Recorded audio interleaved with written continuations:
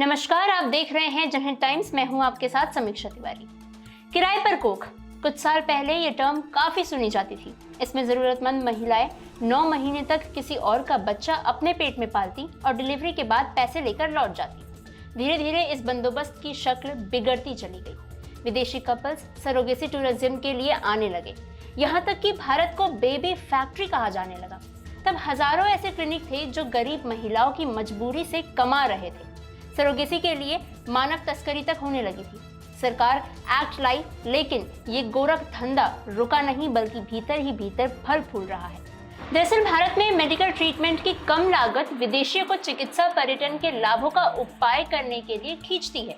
ये बात भी सच है कि सरोगेसी बहुत गरीब महिलाओं को अपना फाइनेंशियल संकट में आसान सुधार करने का मौका देती है। हालांकि 2015 में भारत में कमर्शियल सरोगेसी पर बैन लगा दिया गया था। कमर्शियल सरोगेसी पर बैन लगाने की एक वजह ये भी थी कि विदेशी जोड़े देश को बेबी फैक्ट्री की तरह देखने लगे।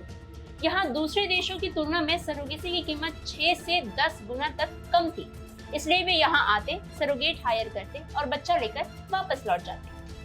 भारी कीमत दे रहे विदेशियों की डिमांड को पूरा करने के लिए सरोगेट माओ की तस्करी तक होने लगी थी। आज से ठीक 10 साल पहले एक रैकेट पकड़ा गया था जो झारखंड के 13 से 14 साल की आदिवासी बच्चियों को भी सरोगेट बना रहा था। एक लड़की ने तो 6 बार सरोगेट मशीन की तरह उसे इस्तेमाल किया गया था। लड़की घरेलू काम के बहाने दिल्ली लाई गई और वहां से उसे सरोगेट बना दिया गया। इसी राज्य की एक और बच्ची ने 10 बच्चों को जन्म दिया था। हाल ही में सेंट्रल ब्यूरो ऑफ इन्वेस्टिगेशन यानी सीबीआई ने संदेह जताया है कि कई आईवीएफ क्लिनिक सरोगेट लाकर बच्चों की खरीद और बिक्री कर रहे हैं। वे सीधे ये काम नहीं करते, बल्कि उनके कोऑर्डिनेटर्स होते हैं जो निसंतान कपल की जानकारी एजेंट्स को देते हैं। यहाँ से सारा खेल शुरू होता है। इंडिया में सरोगेसी को लेकर कुछ नियम है, जिसमें ये नियम भी शामिल है कि सिर्फ शादीशुदा जोड़े ही सरोगेसी करवा सकते हैं, वो भी सिर्फ वो कपल्स जिनको कंसीव करने में कोई दिक्कत है या कोई परेशानी है। दूसरा नियम ये है कि विदेशियों के लिए भारत में सरोगेसी बैन है।